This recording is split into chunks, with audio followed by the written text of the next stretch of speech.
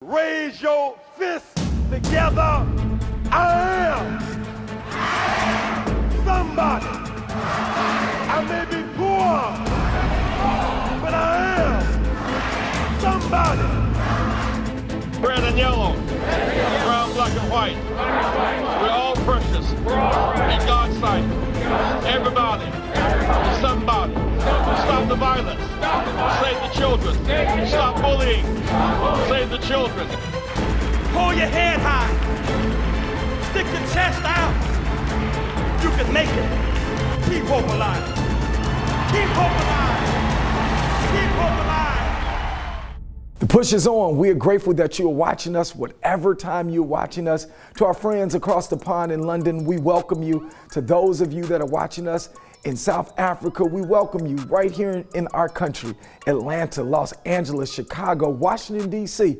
And right now, our headquarters here at Rainbow Push is closed. But in due time, you're going to get some information for those of you that want to join us live here at the Saturday Forum. In the meantime, at the end of this broadcast, go back, subscribe to our YouTube channel.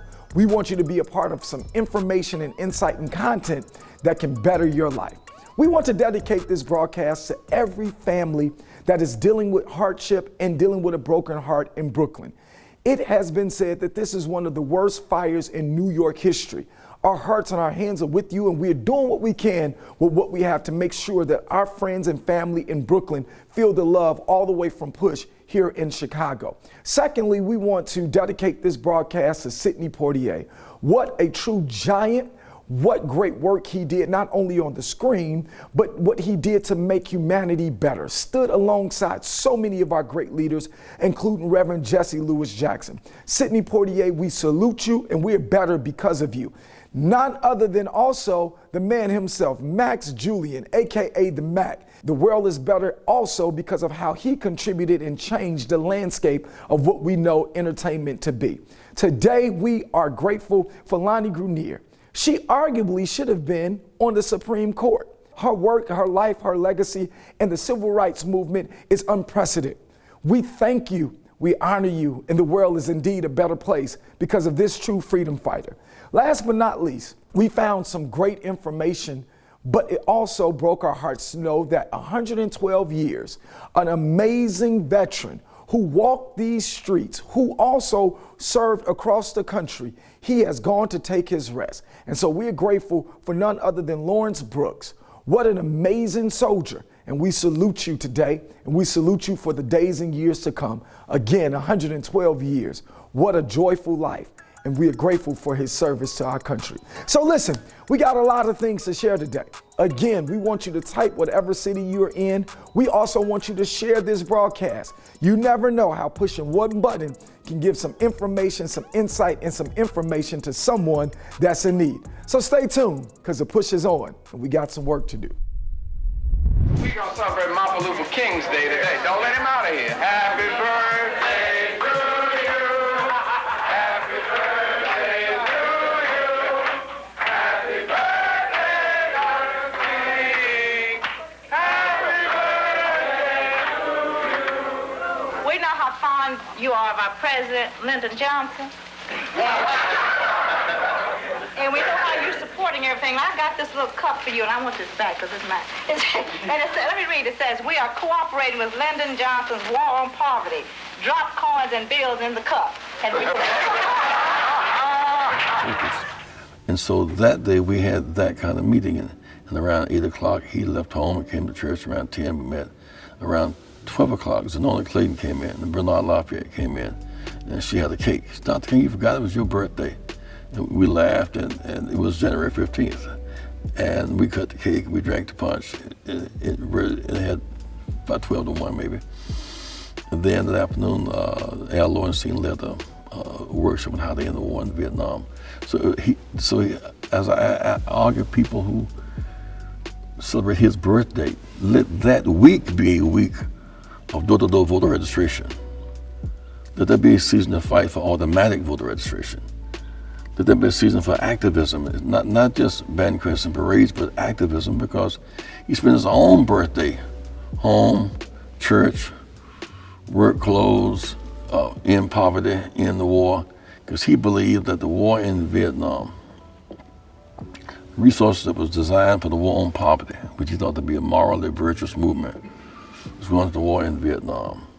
And the resources needed to heal at home was going to kill abroad. 3 million Vietnamese were killed. He thought that to be a moral disgrace. And so he wanted to shift. He said, let's go to Washington. We're going to Washington. If necessary, go to jail, civil disobedience, and convince this Congress to shift from war in Vietnam to war on poverty, because bombs dropped in Vietnam, resources spent there will explode in our cities. And of course, ultimately that did happen. But he spent that, and it's kind of happened, he was on a good move that day. That was January 15th. We had a meeting of ministers January 20th in Florida, the 4 ambassadors, trying to organize a plan to get this going in 25 cities simultaneously. But in April, the last week of March, I remember on a Friday night, we were preparing to have a meeting the next day. Reverend Abernathy called. Said, first of all, Dr. King called, said, I need to see you guys tomorrow morning at 10 o'clock in my office. I said, Doc, we'll try to get there, but it's late. He didn't spend much time arguing the case. Reverend Abernathy said, Martin wants to see you guys. Bevel and I were in Chicago, and I think T.Y. may have been in Cincinnati and other people, different places. So reluctantly, Bevel and I, we got to the airport at 7 o'clock. I said, Dr. Abernathy, we missed the plane, we can't make it. He said, I know you were gonna miss it. You're on the 7:35 Eastern. So we got the 7:35 plane. And I should never forget that meeting, because he came in a kind of somber mood. He said, for 4 days I've had a migraine headache. I thought I sat with my wife, Coretta, and then Jean and Ralph and Juanita. And I pondered, maybe I should quit now. Maybe I should stop. Maybe I've done as much as I could do. We won the Montgomery bus boycott.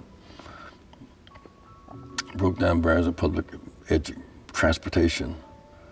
We have public accommodations. We have the barbarism is behind us. We have the right to vote. Many of my friends are turning on me. Many of my Morehouse friends, my classmates. Preachers have said I can't come in their pulpits because we shouldn't be engaged in the war. I can't bifurcate my sense of justice. The war is morally wrong. I live in the world. I'm a Nobel Peace Prize winner. I live in the world, not just on one side of the town. He kind of talked. And maybe I should quit. I remember Andy saying, Dr. King, please don't talk that way. He said, Andy, be quiet. Don't say peace, peace when there is no peace. Kind of like Jeremiah. And when he said that, in a way, we got real quiet. He said, but then I thought maybe if I would fast to the point of death. My Stokes is my friend, and Rap and Floyd McKissick, we're all friends. We disagree on tactics and strategy, but we're friends. So maybe if I were near death, they would come around my bedside and we could regroup our struggle. And then as if something hit me, said, but we can go on to Washington, as we did in South Georgia. Then we go on to, it's like he freaks himself out of depression. And he had been depressed. And I was taking notes because it struck me that the same 3 moves of Jesus, let this cup pass from me. And then some disciples slept. And then as he pondered, some disciples slept. And then not my will but thine be done. So Jesus goes from let this cup pass me, I think maybe I should quit, to as he prayed, disciples slept, to not my will. But the king went from maybe I should quit to maybe I should fast upon death, to not my will but thine be done. I am so excited about this year's Dr. Martin Luther King Jr. celebration. We have a special documentary that we want to share with you. It gives a real history of Dr. King's Northern Initiative led by Reverend Jesse Jackson. And it also gives you a really good historical framework for understanding Push for Excellence. Our Push Excel program is one of the most powerful educational engagement initiatives in the country, or perhaps in the world today. And we want you to see how we started, what we are doing now, and what we plan to do this year and in coming years. We want to make sure every student can dream beyond their circumstance. What do I need you to do? I need you to join us on the anniversary of Dr. King's birthday, January 17th, 10 o'clock a.m. You're going to see our oratorical students performing in ways that you've not seen. You can watch us live on YouTube or live on Facebook. But in order to do that, you go to our website, register right now. And guess what? Special. If you missed the morning, totally, you can watch us on NBC Channel 5 at 6:30 p.m., same day. Now, I need you to support Push for Excellence. It's our education initiative. We're teaching STEM, we're teaching oratorical, we're engaging parents in learning issues and concerns that they need to have about the education of their children. If you want to be a part of this movement for change, movement to educate this generation of young people, pre-K all the way through college to career, if you're committed to benefiting children, if you're committed to high quality public education, if you want to change the altitude of our students, we're going to change their attitudes, we're going to change the atmosphere that they must learn in. We're going to make sure that every child, without regard to race, gender, or class, has a high quality public education. See you Monday, 10 a.m. It's 11 a.m. You don't want to miss it. Thank you so much. This is Bishop Tavis Grant, the National Field Director, and this is Action on the Field. You know, this week in Atlanta, Georgia, President Biden gave a very powerful and compelling speech on voting rights. And he simply put it the way we feel in the civil rights community: we cannot remain quiet any longer. In over 26 states across the country, there's been 300 pieces of legislation to suppress the vote, marginalize the vote, and make sure that your vote doesn't count. There are three specific pieces: the Freedom to Vote Act, the John Lewis Voter Advancement Act, and the Electoral Count Act. These are fundamental pieces of legislation that ensure that we get equal protection under the law and every vote counts. Listen, we need you to join Reverend Jesse Jackson and countless numbers of other civil rights leaders as we make a clarion call to the United States Senate to end voter suppression today. And you can be a part of this army. You can join this army today. Go to rainbowpush.org, follow us on Facebook, Instagram, and subscribe to our YouTube channel. We're in it to win it. And this time, we will not take no for an answer. Keep hope alive. I want to invite you to help us bring to pass a vision that was given to Reverend Jesse Jackson Sr. by the late Reverend Dr. Martin Luther King Jr. Dr. King had a dream of 1,000 churches connected.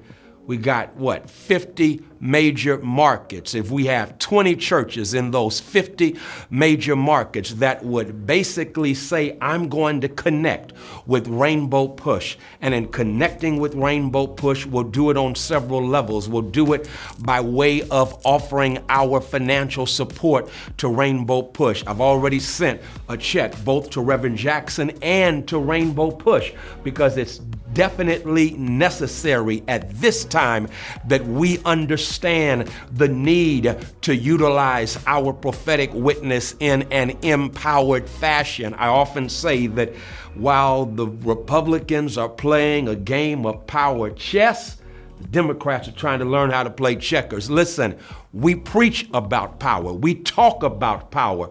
The question is, are we going to wield power? Reverend Jackson says we can wield power with 1,000 churches around this country connected in investing in Rainbow Push, but also not only must we invest in Rainbow Push, I hope you join me and will contribute at least $1,000. I've done more than that, but you can do what God has blessed you to do. And then not only that, I want to encourage you, as Reverend Jackson is talking about, we need, just as we have Sunday school classes, we've got to have social justice justice classes and teach what it means to unite or reunite in holy wedlock what never should have been divorced, Jesus and justice. That's what 1,000 Churches Connected can do. Imagine 1,000 churches throughout this country connected, wielding power, watch this, as one, but at the same time doing all we can to make a difference in our respective areas, being fed, watch this, information as well as inspiration from Rainbow Push as a family and Reverend Jesse Jackson as our fearless leader. So I hope that you'll join me. Join 1,000 Churches Connected. That's a real good way to keep hope alive. Good morning. Every year we commemorate and remember the anniversary of the birthday of Dr. Martin Luther King Jr. Today we remember and we really reflect back over his last real official act before he was assassinated was organizing what Reverend Jackson described as this war on poverty. His last birthday he spent with a number of, a coalition of organizations and people representing Appalachia, representing Native Americans, persons that were struggling with the housing conditions in America, the lack of food security in America. And this is, we're talking back in 1968. And now here we are in 2022, we're facing some of the same issues. We have some really exciting and yet it's a depressing news to tell you about what's going on. And we're looking at Chicago as a microcosm of what's happening in the nation. I have two powerful men who are working with the homeless population in Chicago and in the Midwest region. We have Christopher Shuttlesworth, who's the Midwest Regional Director of the National Union for the Homeless, who's with us, and he has some really great information. In case you didn't know, his uncle was the historic Reverend Fred Shuttlesworth from Alabama, who spent a lot of time organizing with Dr. King. And then we have with him Brian Crone, who is an expert on tiny houses. So we're going to talk about some of the challenges as well as some of the solutions to what we believe are solutions to this whole plight of homelessness. And you will see a clip of Resurrection City where Reverend Jackson was elected mayor of Resurrection City in Washington, D.C., which was the launching of Dr. King's Poor People's Campaign. Now, we're going to talk about these tent cities that we see all over America. Yes. What we see in Chicago. How many homeless people do we have roughly, and how do y'all count the number of homeless? Okay, good question, because we've been talking about these numbers for a while, and these numbers by no means are accurate. One count may show you 4,000, I think according to the city of Chicago, it's 4,447. And then if you look at the Chicago Coalition for the Homeless, we have what here, 58,273 people. So, you know, the numbers, they vary, and it's just a fraction, but let's not make any mistake about it. One homeless person is one too many. Right. So now, how can the city have such a vastly different number of homeless people than the coalition's count? Is that the city's only counting based on the beds that they have? Yes. So when the city gives a count, it's based on the number of beds? I think it's more than that. I think it depends on the bed count.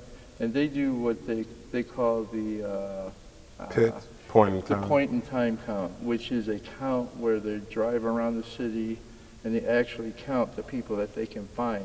Walking around, right, or sitting around. And it's more or less a survey, so you're not getting an accurate count of the actual people. Right. And just to go to the encampments. So how many encampments do we have in the city of Chicago? Those also fluctuate. The last count I counted was about 7 or 8, but they're always popping up. Yeah. I was driving down 94, and right at the Whole Foods, I think that's right before you get to like Greektown, there was one single tent right there that was never there. So encampments are growing every day. every day. And so what do you call, how do you define an encampment? An encampment is where they have people that sleep in public spaces in tents. So now, you've been doing this work for homeless in the Midwest for how long? I've been doing it for a year now. I was asked by the National Union of the Homeless if I wouldn't mind being the Midwest Regional Coordinator, not knowing all the hard work that really goes into it and the relationships that I've made with people that are out in the streets. I was just telling Brian here, there's a family, a mom, a dad, and a child in an encampment right now, and we're in Chicago. And you know how cold it gets? How old is the child? The child is about 16 months old. And then they don't want people to know about the child being there because they're afraid that, you know, someone will come and take the child as well. So. And DCF does have the power to come and take that child from that encampment for being in a dangerous area. So what can we do for that family? What are the options for a family like that? Well, we have put the family in the hotel for a few days, but that doesn't last long because of budget. To be honest, there are too many vacant spaces. Like CHA has over 500, no, I think it's over 400 vacancies right now that could house people like this family here. CHA has 400 vacant apartments?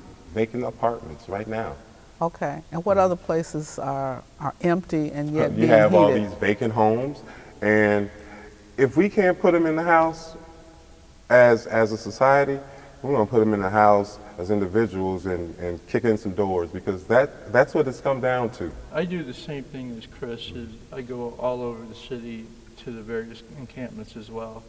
And basically the #1 items that they tell me are tents, sleeping bags, air mattresses, because you know, they're like my age and sleeping on the ground is just a hard thing to do. Mm-hmm. So they need like the Boy Scout, Girl Scout kits. Yes, that would be amazing, you know?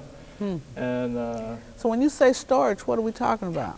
Storage, that brings us into a whole different ballgame. Yeah. Unfortunately, it is very hard to come up with an ideal setting at the encampments for storage. Because #1, we don't own the property. Mm-hmm. The city will not let you build on that property unless you own it.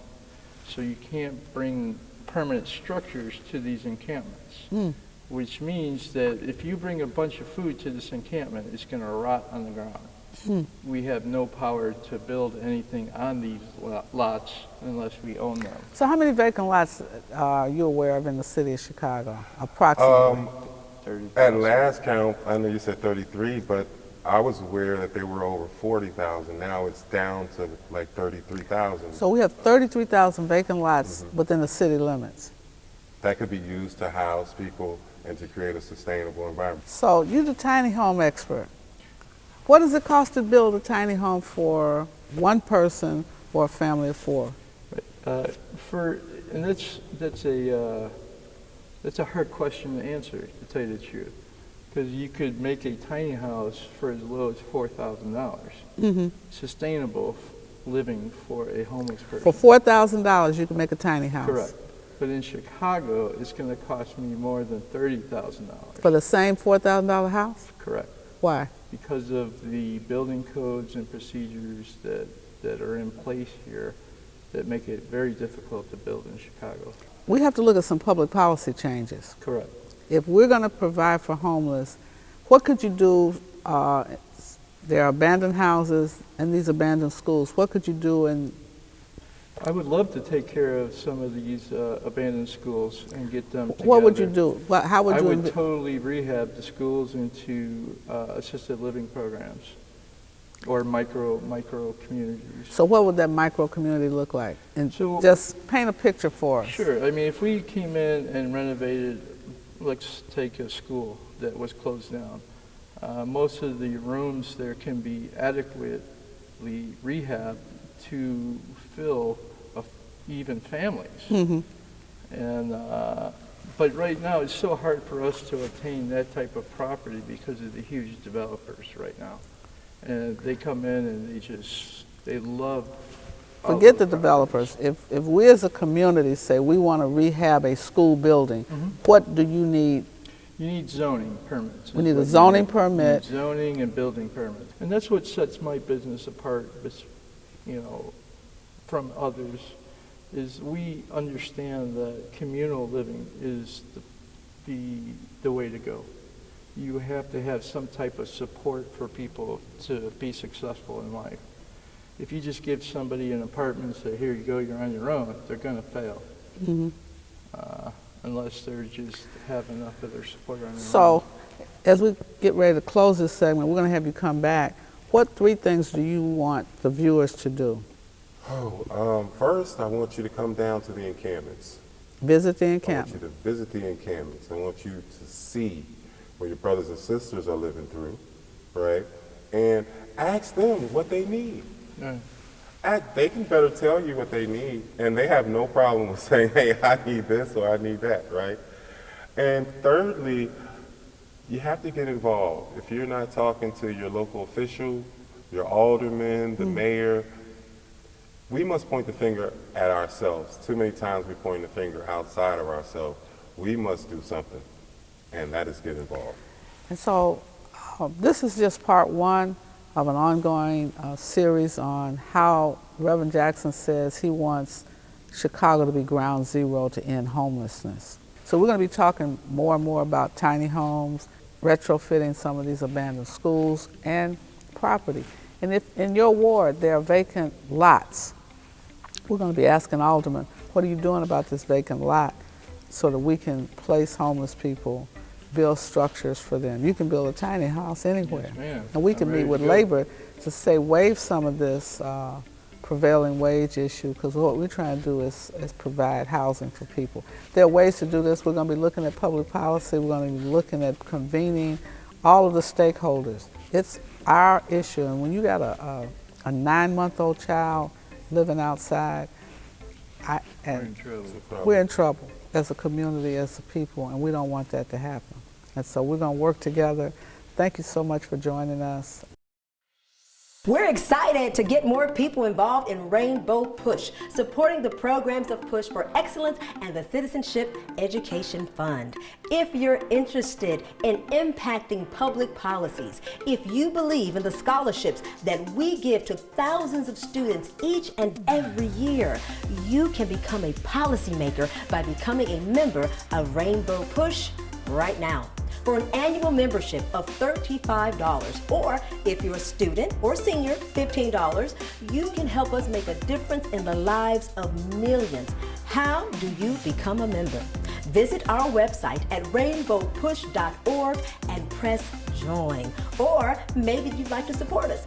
You can text the word PUSH, that's P-U-S-H, to 41444 on your cell phone, and you can give any amount you feel comfortable giving.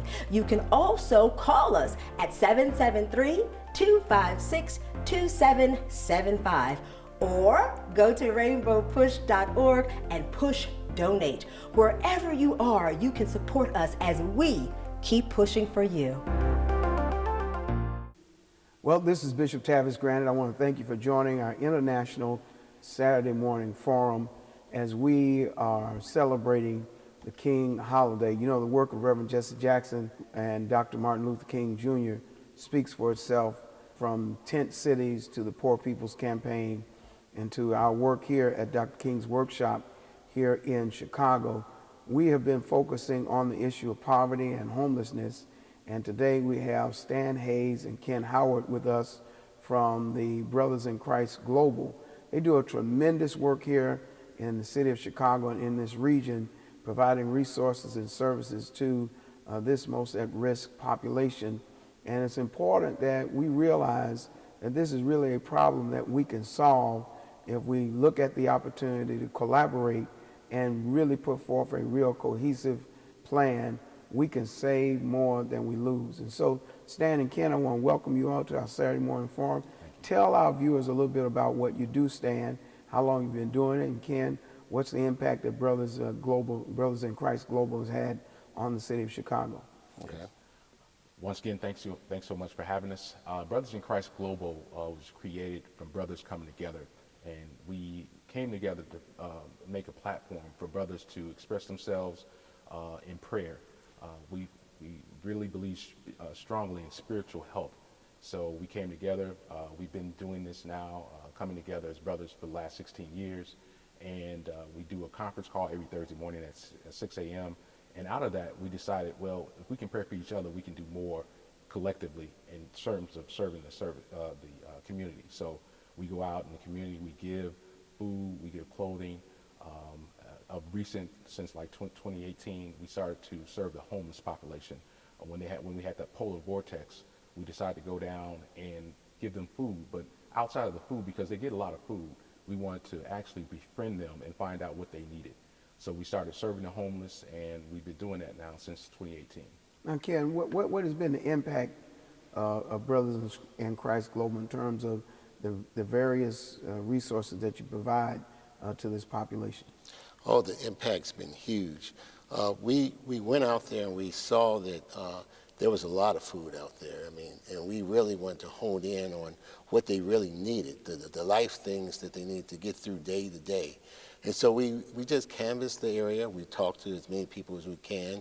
We went out there 1 week, just had a relationship with them, just talked to them, asked them who they were, a little bit about their story, got to know them. And then we returned, as promised, with some of the things that they requested. And the impact was huge, being able to just see their faces and to see how elated they were that somebody actually really cared or noticed them. The big thing is them being noticed. They are like an almost invisible group, but there are people just like us. They have lives, they have families, and they have some life circumstances that have dealt them a bad hand. Well, we've learned from Reverend Jesse Jackson that life moves at the speed of relationship, commitment, and community. As we talk about this population and rendering resources and services to them, talk to us about how critical transportation is, because getting from point A to point B, from medical appointments to job interviews to school to connecting with family, how important is transportation? Transportation is huge, and Brothers in Christ, our organization, we kind of go out and we support other organizations as any way that they need. And with transportation, the big thing about that is that these people that are out there, they live regular lives. They have to get to work. They have to get to appointments. They have to get all the assistance that they need. And they have to get there some way, And so transportation is huge. Just being able to get on the bus, just being able to get from one side of town to the other side of town. So it's very important that, that they can be able to get around where they can actually find these resources. If someone's giving away food, they can't get to the place where they get the food. If they need health care, how can they get that health care? What emergency services are available for them to get around to get this health care? And so the first thing about transportation is emergency transportation. How can they get to where the help where they really need? How can they get there? Stan, as we talk about homelessness and this population, one may have the misnomer that one size fits all. Of course, the narrative that we see in mainstream media is only through a keyhole when it's really a picture window, when you really expand the scope and expand the lens to see who all fits in that population of homelessness. Talk to us about, because as we've come to discover from working with you and others, people are in hotels, they are doubling up in somebody else's apartment, and they can do this for several months or several years. And so talk to us about the variables of homelessness that the average person just wouldn't know that exist in this population. Well, one of the big things about homelessness is that it affects more people than most people know. And if a person does not own a property, if they don't have family, and they're going from house to house, if they may have lost their job, then that could cause homelessness. So we really want people to understand that this problem is near and dear to us, but it should be near and dear to everybody. If there's a relative or a young person, a lot of people, even in school, college students are homeless. And a lot of people wouldn't expect that, but that's the reality. Those of you who are watching us today, from wherever you are in our viewing audience, I want you to go to rainbowpush.org. And I want you to call us here in Chicago, 373-3366, Freedom on your dial, or hit us on any of our social media platforms. You know, it's so critical in times like these that we collaborate and we connect in a way that we can really do constructive work in the community to keep hope alive. Ken, talk about the impact that the pandemic has had on this population. You know, as we look at schools closing, plants closing, businesses closing, you know, many of these persons who live in this population have gone through the heat and rent moratorium and were evicted. Many of them have lost their homes due to foreclosure. Many of them lost their homes due to a loved one that died who was a main source of income, and now they have nowhere to go. Talk to us about the impact that the pandemic has had on the homeless. The impact is really huge because, first of all, the impact messed with the count of how many people are actually homeless. The shelters were cut in half because of the COVID. So that means that instead of 24 beds, there may be only 12. So now we've got a whole extra population that are out there. We've got people out there riding on L trains. And because of this, you know, one of the big problems too that we really don't see that the pandemic has caused is mental health issues. Mm-hmm. And these mental health issues are a big concern with the homeless population, being able to get that treatment that they need, or even just healthcare treatment. That's been huge with the pandemic. So just getting them shots, just getting them tested for COVID. So just leading a regular, healthy life, you know, puts most of their lives in jeopardy. You know, Stan, homelessness is not relegated to urban centers like a Chicago, New York, Los Angeles, or Atlanta, but Jackson, Mississippi, Selma, Alabama, Gary, Indiana, you know, Benton Harbor, Michigan. Homeless population is of such because there's a dynamic where people migrate, and people may see numbers that go down in a certain area. And Ken talked about the miscount. Talk to us about how the migration of homelessness is impacted based upon the availability of resources and services, because in some cities where they now marginalize where tent cities can be, they've cut shelters, they've cut access, people then migrate to where they can get services and resources, and that's what we've seen across the country. But the migration has nothing to do with those who are first-time homeless in this population. Never thought they would be in that condition. Talk to us about that impact. It's a huge impact. A lot of us don't believe, but we're one check away in some cases from being homeless. So these individuals that are first-time homeless, they are reaching for resources. And that's one of the things that we really want to bring to the table, resources to help these individuals, because they are individuals that, with a little assistance, they can be put back on their feet. If they have a voucher, or if they have a organization that can help them get that resource that they need just to get back on their feet and not be a part of that, going from shelter to shelter and not become critically homeless. So that's what we want to try to do. You know, Reverend Jesse Jackson has given us a charge of a national summit on poverty that will be coming on the heels of our King holiday. And those of you who are watching from wherever you are around the country and around the world, you can go to rainbowpush.org, you can contribute, you can become a member and join the fastest growing social justice army in the entire world. And our general is Reverend Jesse Jackson.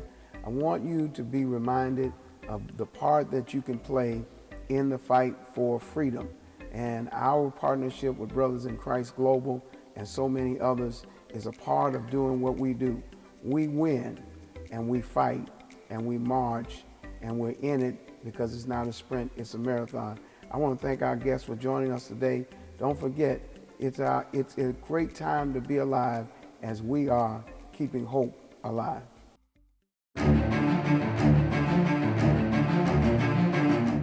Welcome to this week's Due Process. I'm Todd Yeary. We begin this week with a focus on the judiciary and President Biden's nomination of federal judges. As of earlier this week, the Senate has confirmed 41 federal judges nominated by President Biden, 12 judges for the Court of Appeals, and 29 judges for federal district courts. There are 32 nominations awaiting Senate action, 6 for the Courts of Appeals and 26 for the district courts. And there are currently 4 vacancies on the U.S. Courts of Appeals, 70 vacancies on the U.S. district courts, 2 vacancies on the Court of International Trade, and 35 announced federal judicial vacancies that will occur before the end of President Biden's first term. These appointments could significantly affect how the federal courts rule on matters that come before them, especially civil rights and other constitutional matters. How these nominations are vetted and advanced will depend largely on the pace of the Senate to confirm, but also on the makeup of the Senate, particularly after the upcoming midterm elections. The Senate process is critical. However, we note that some of the scrutiny extends beyond judicial competence and qualification. Take, for instance, Andre Mathis, President Biden's nominee to serve on the U.S. Court of Appeals for the Sixth Circuit. Mathis's nomination has been scrutinized over his driving record from many years ago. Having to explain traffic citations rather than ensure that any outstanding issues are resolved continues to highlight the discrepancy in how overqualified black nominees are treated over and against underqualified white nominees who refuse to say whether or not Brown versus Board of Education was rightly decided. The threat to civil rights progress is no longer covert. It is occurring in broad daylight. We must continue to push the Biden administration to diversify the federal bench and fill these vacancies with those who understand the Constitution to be a document that has been expanded over time to respond to the issues of that day. We cannot forget how far we have come, but more importantly, we cannot forget how we've made it this far, by litigation in the courts and by legislation passed by those we were able to help elect to advance our interests. Speaking of the balance of power in the Senate, President Biden and Vice President Harris appeared in Atlanta, Georgia this week to push the upper chamber to take action on pending voting rights legislation currently stalled. Speaking from the quad that links the campuses of Clark Atlanta University, Morehouse College, and near Spelman College, Vice President Harris highlighted the importance of protecting the, quote, freedom of the right to vote, end quote, reminding the audience of the fight for the vote and the threat of normalcy to the right to vote. The numbers of anti-voter laws bring with them the danger of normalizing the assault on the right to vote. While anti-voter laws are not new, they should not be normal, the Vice President has argued. Meticulously analyzing many of the provisions in the current onslaught of new voter suppression laws, Vice President Harris emphasized why protecting the right to vote is so critically important. Exhorting the crowd not to be dismissive of the assault on voting rights, the Vice President highlighted the importance of the elected leaders to do more to protect the right to vote. President Biden began his message with this reminder, quote, "In our lives, there are moments so stark that they divide everything that came before and everything that has followed. They stop time. They rip away the trivial from the essential, and they force us to face hard truths about ourselves and our institutions and about our democracy," end quote. Referencing the biblical mandate that there be justice in the gate, the president reminded the crowd of the recent threat to democracy from the January 6th insurrection. He said, "Today we come to Atlanta, the cradle of civil rights, to demand what must come after that dreadful day." Situated in the district of the late Congressman John Lewis, the president laid out the importance of voting rights, so consequential until the change in the arcane filibuster rules must be considered. What many don't realize is that the 2006 reauthorization of the Voting Rights Act, at that point for another 25 years, it was passed by a vote of 390 to 33 in the House of Representatives and by unanimous voice vote in the Senate. Noting that the legacy of voter suppression was still alive and was now affecting a second generation after the original signing of the VRA, the reauthorization represented the bipartisanship that Senator Joe Manchin has argued for. However, what is not clear is why, against such overwhelming support of the reauthorization, to include key sections that the Supreme Court later voided, why is it so difficult to get the same overwhelming support for the right to vote? While there is much focus that has been paid on 2 Democratic senators, the question still remains, where are the rest of them? After such a violent demonstration on the U.S. Capitol, in real time and in Technicolor, the focus must be expanded to apply pressure to all 100 senators. We should not have to rely on only 2 of them. The reauthorization passed unanimously in the Senate in 2006. The question is, what will happen this time? Now is the time to make a demand of all senators, not just a few. Voting rights applies to all Americans, not just some, and these rights must be protected by all senators, not just a few. Call, write, tag, email your senators regardless of party and demand that the clarity of 2006 to protect voting rights must be renewed and reaffirmed in 2022. Pass the Freedom to Vote Act and the John Lewis Voting Rights Advancement Act now. Voter suppression and election subversion are very real and present dangers, and we must all do whatever is required to protect this most fundamental right. There are prominent examples that reinforce the importance of protecting the right to vote. In North Carolina, the state courts upheld recently adopted congressional maps that perpetuate political gerrymandering. Under the new map, the balance of power could potentially lead to Republican Party electors winning 10 out of 14 seats in the House of Representatives. Many expect the ruling to be appealed to the North Carolina Supreme Court. Meanwhile, Mitch McConnell is posturing to indicate that he is ready to meet the filibuster challenge by advancing bills including a federal right-to-work bill that would place labor unions in peril because it will allow workers to enjoy union protection without paying union dues. The right-to-work bill has been introduced by Senator Rand Paul. Yes, the same Rand Paul that killed the anti-lynching bill that overwhelmingly passed the House of Representatives. The tensions are mounting, but the issues are clear. All of us must demand accountability from our elected officials and do that which is right, not that which is politically expedient. Today, the world mourns Sidney Poitier, the Bahamian-American actor, director, and diplomat. The first African-American and Bahamian to win the Oscar for Best Actor in 1964, Poitier was the youngest of 7 children to his parents, Evelyn and Reginald. He was born 3 months early in Miami and wasn't expected to survive, but his mother remained in Miami to attend to him and aid his recovery. He lived with his family on Cat Island until the family moved to Nassau at the age of 10. And it was at the age of 15 that Poitier was sent to live with his brother's family in Miami. However, the challenges of living in the deep segregated South proved too much. He moved to New York City the next year to become an actor, taking odd jobs as a dishwasher to support himself. He enlisted in the Army in 1943 and served in the Army, being medically discharged in 1944. His early stage work included the American Negro Theater, but due to his inability to sing to overcome his heavy accent, he worked on his speech and was a founding member of the Committee for the Negro in the Arts. Raised Catholic, he later became more of a deist. However, his God consciousness seemed evident in his body of work. Not only did he receive acclaim for pictures like Porgy and Bess, A Raisin in the Sun, and A Patch of Blue, he won the Academy Award for Lilies of the Field. Of course, we all remember his masterful role in The Heat of the Night and Guess Who's Coming to Dinner, both storylines carrying powerful messages of racial dignity and pride. Knighted by Queen Elizabeth II in 1974, he later served as the Bahamian ambassador to Japan from 1997 to 2007. A man of great skill, dignity, and commitment, Sidney Poitier never backed away from saying what was on his mind. Just take a listen. It is possible for an important star like Sidney Poitier to be seen as an actor rather than as a black actor.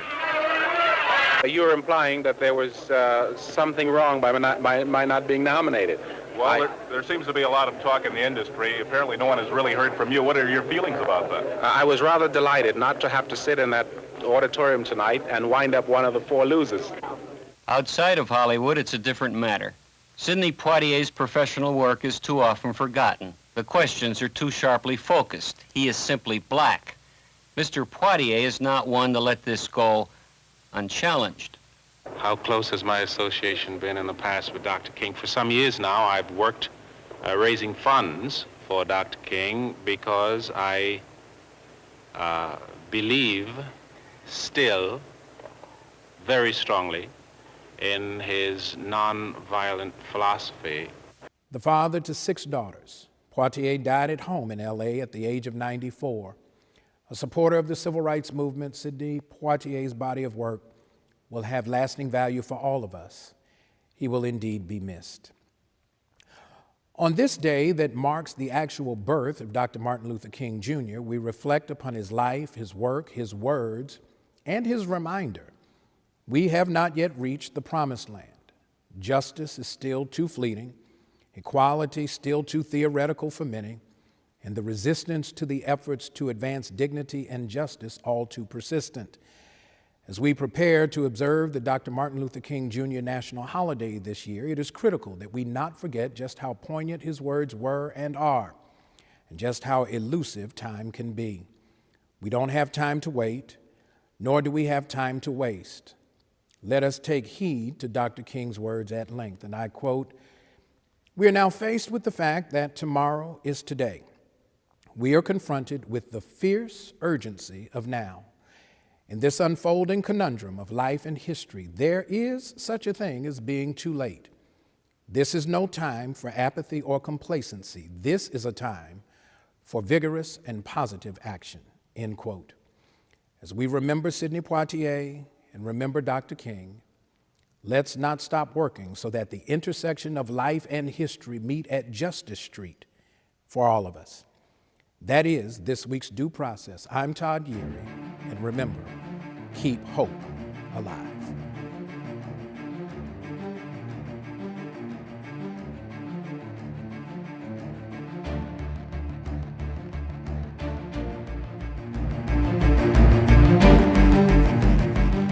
Well, you've heard a lot today, and I know we've dedicated the broadcast to a number of people. I wanted to pause at this moment to tell you about Attorney Lonnie Guinier.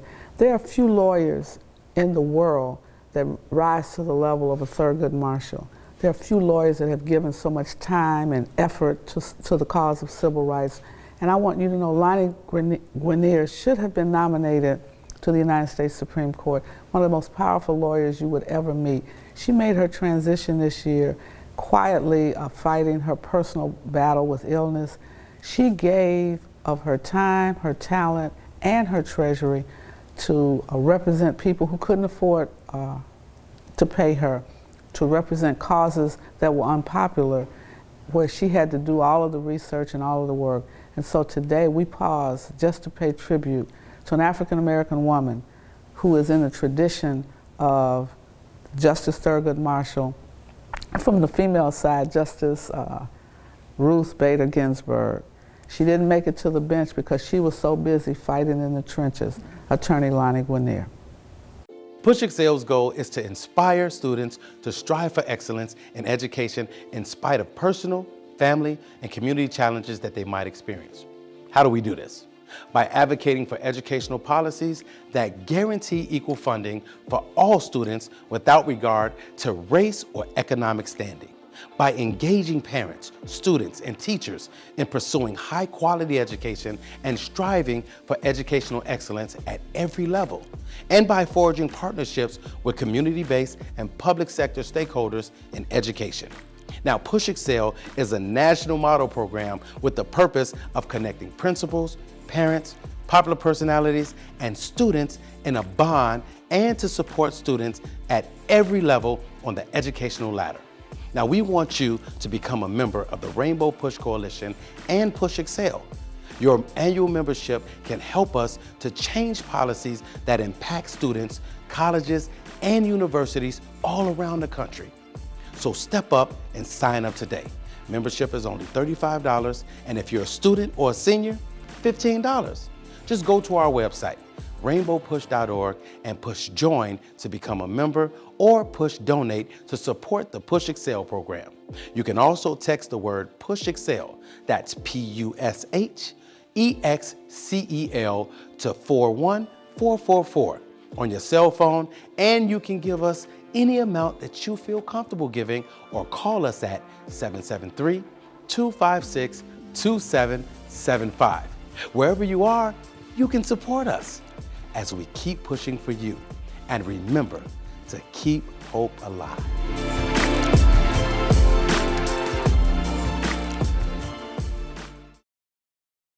Dr. King, I went to jail with a group of 7 students, July 17, 1960, almost 60 years ago.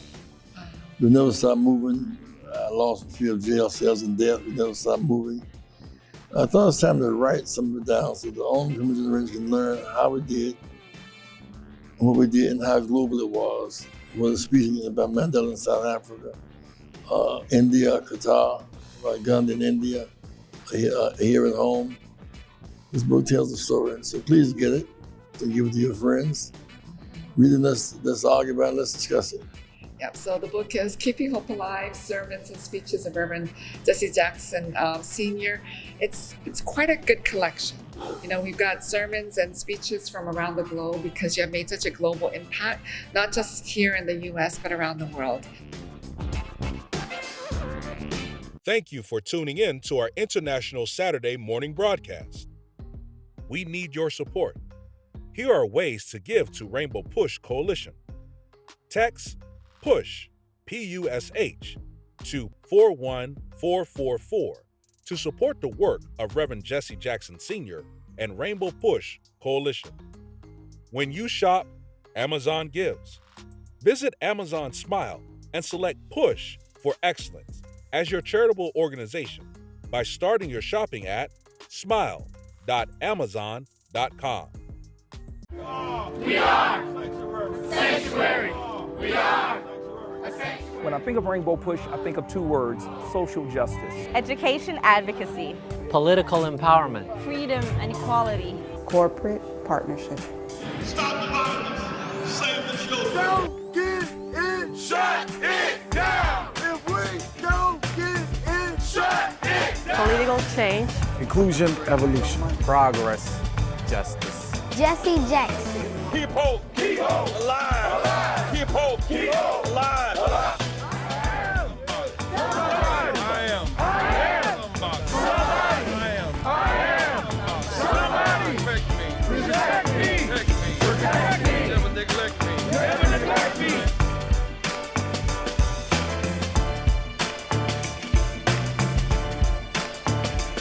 We want to be bridges to end these cultural gaps.